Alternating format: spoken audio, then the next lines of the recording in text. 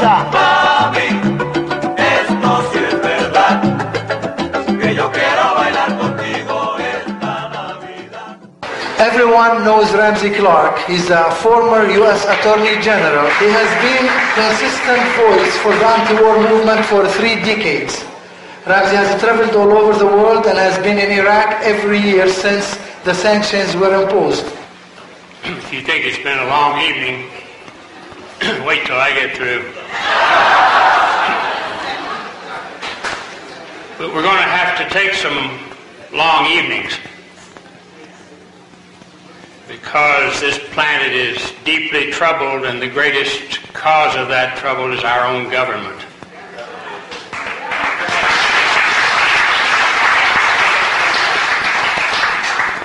In the speech that Reverend James Lawson referred to, that Martin Luther King made on April the 5th, 1967, the most startling thing that he said at the time, and the thing that caused the most anger and hatred to be directed toward him, was this sentence: "The greatest purveyor of violence on earth is my own government." 31 years ago. Why anyone would have been startled is hard to say, because it was an obvious fact. But apparently we need more education in the obvious than we do examination of the obscure and unknown. Last year, U.S. military expenditures, with all the suffering on the planet, all the sickness and hunger and ignorance and pain, the American military budget was $265 billion. The second largest government expenditure for militarism was $48 billion.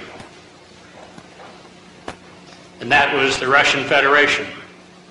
The United States military expenditures exceed those of the top 12 government expenditures on earth by themselves, and are more than a third of all the military expenditures on the planet. We have a war party in this country, and we've had it all along. You can call it Democrat for a while, you can call it Republican for a while, but it has been the special economic interests in this society that have governed us from the time that we founded our governments on this continent. And the people have never controlled those governments. We call ourselves the world's greatest democracy. We are absolutely a plutocracy. It's the most obvious thing in the world. Wealth governs this country, and wealth uses military violence to control the rest of the world as best it can.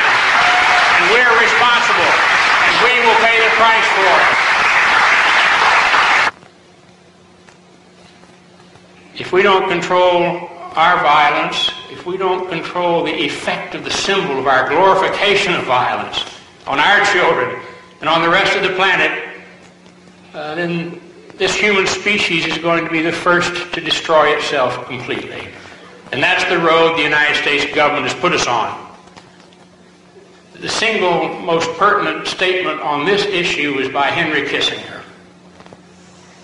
When the Iran-Iraq war began, over 1 million very young men lost their lives in that war. Henry Kissinger said at the beginning of the war, 8 years of war, "I hope they kill each other." And that was exactly our policy. What could be better?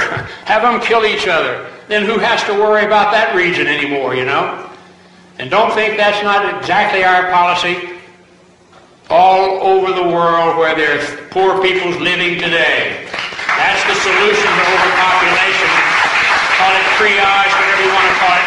Let them kill each other. Let them die. And they're dying all over Asia and Africa and Latin America, where the masses of poor people live.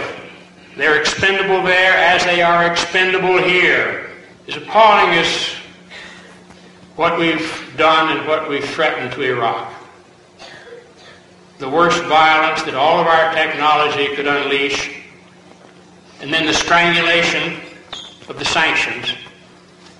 The thing we have to realize is it's what our government leadership has been doing all along. It's not terribly different than how we addressed the folks that were here to meet the Mayflower, standing on the dock, the North American Aboriginal peoples, the Indians as we call them. A long, steady course of destruction of those peoples. It's not terribly different than what we did to the slaves that were brought over in chains from Africa, those that survived the transit, which wasn't easy.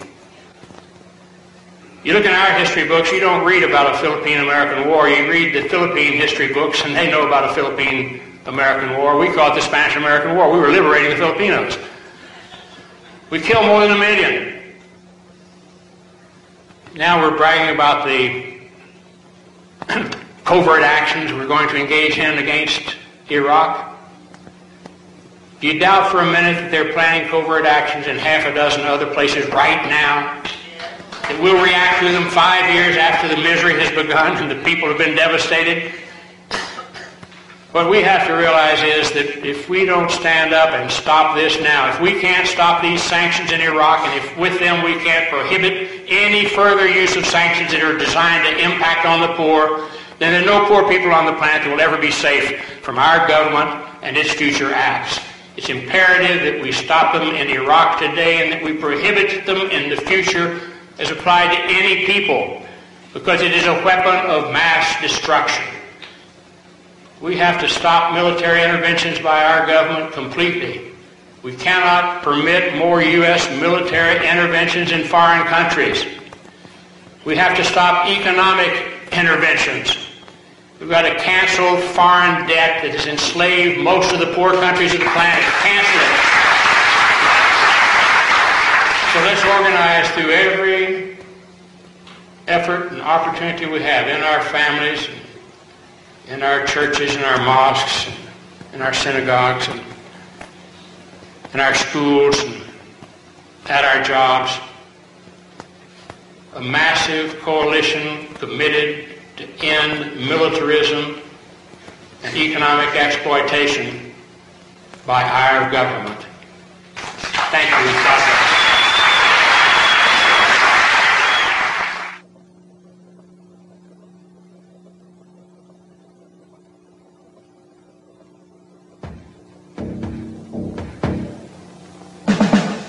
On September 1st, 1987, S. Brian Wilson began a protest at the Concord Naval Weapons Station near Oakland, California.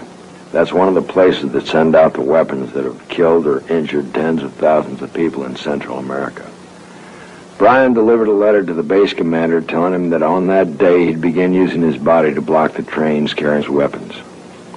His hope was that if they stopped the train to save one human life, they were not far from understanding they could also stop it from destroying many human lives, each of equal value in Central America. They must have known he meant business. 1 year earlier, with 3 other veterans, he'd gone without food for 36 days on the steps of the Capitol to persuade Congress to stop the killing in Central America. Brian Wilson, former high school jock, former Air Force security officer in Vietnam, former dairy farmer who'd received a commendation for his work with the traumatized veterans of Vietnam, was run over that day. He put himself in the place of the people of Central America, and in doing so, he opened up the deepest truths of human existence. For the life and times of Brian Wilson had turned him into a satyagrahi, a practitioner of the nonviolent resistance to evil.